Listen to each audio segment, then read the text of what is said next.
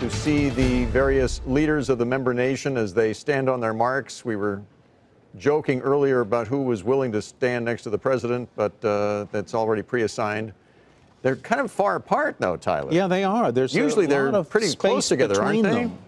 The space between. It's tough to get the full family photo in here with what we have well, at this point. That doesn't leave any room for elbows. I'm going to bring Ben White in for just a second. He's from Political. He's going to join us a little while here, but what do you think the body language is going to tell us here as we're watching this family photo taken here? Yeah, the body language doesn't look especially warm, and it's not. You know, I don't know the actual distance they usually stand from each other, but this is a summit where President Trump has attacked NATO allies. He's attacked Germany directly.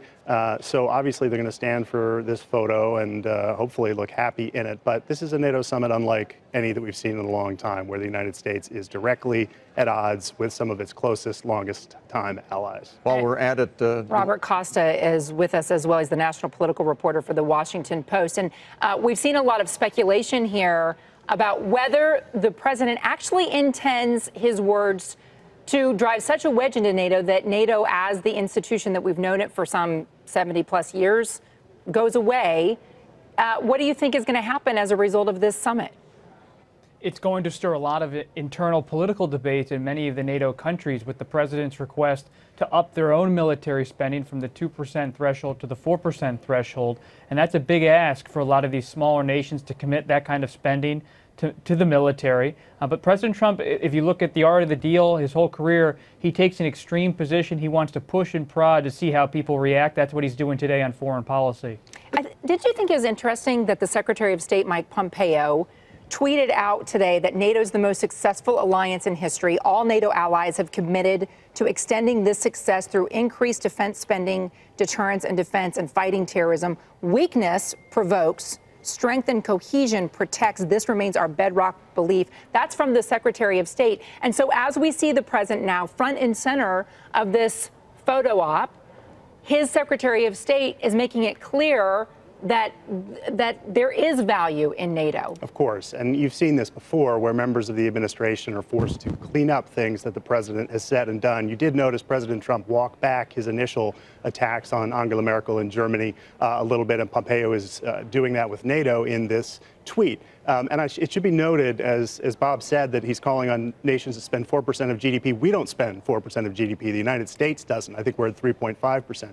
And what the NATO countries have agreed to is to up it to 2% by 2024. Apparently that's not good enough for President Trump. But do you think, Robert, that there's a reason for the president to point out that they are not keeping their commitments? After all, Germany's not even on track to keep its commitment when it comes to spending. And it's got to be a little bit embarrassing when you've got companies like Italy or Greece spending more of their GDP as a percentage than Germany is.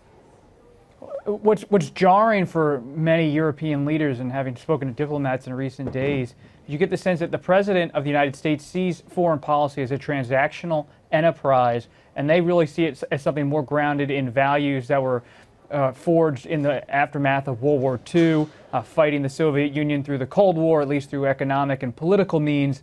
And they think those bonds are what really sustain NATO and create the idea of the West, while the president sees it as more of a business and a business enterprise that has to be fair, in his view. I wanted to point out, as we see now the first ladies and the spouses of these world leaders joining in, that we are seeing a first gentleman from Luxembourg. He's married to the world's only openly gay prime minister at this point. And so some of these spouse photos have also included a first gentleman as well. It is the 21st century now, isn't it? Yeah, exactly. And so you're seeing them now fill in for this family photo.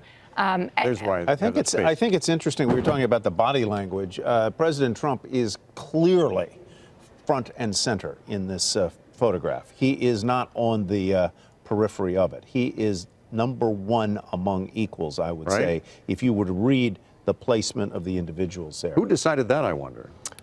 I don't know. But you know, the NATO... I guess we pay the most for NATO, so maybe we get to choose where we want to sit. You pay the most, you get the best pew. You get the best pew, that's right. And the Secretary General was going out of his way to compliment Trump on his messaging, saying one of the reasons why we've seen increased defense spending from these countries is because of your leadership. Right. I think they want to appease him to a certain degree and say, yes, we get it. We need to spend more. You guys spend a lot on defense. And it is interesting symbolically that he is at the front of that photo, as the United States has historically been at the front of NATO and its commitment to protect all allies. An attack on one is an attack on all of us. The worry at the NATO summit is that the United States is moving back from that role, does not see the historical importance of NATO the way it once did, and is taking positions that are slightly more aligned with Russia and President Putin. Robert Costa, you mentioned, everybody points out the president is the great negotiator. He's the master negotiator. But I was always taught that a deal is successful when both sides feel good about the deal, that they feel like they got something out of it. I don't feel like you're going to get that from the allies with the way the president's negotiating right now. Do you? Well, there are so many fronts to these ongoing negotiations. It's not only about military spending and GDP and about whether the president's sane enough to embrace the traditional role of NATO. You have an ongoing trade skirmishes. Even you could call it a trade war, not only with the U.S. and China, but with the U.S. and many of its allies in Western Europe about different products. And so that hovers over this entire meeting. This is not just about security and safety. It's also about the economic positioning each of these nations brings to the table. Hey there, thanks for checking out CNBC on YouTube. Be sure to subscribe to stay up to date on all of the day's biggest stories. You can also click on any of the videos around me to watch the latest from CNBC. Thanks for watching.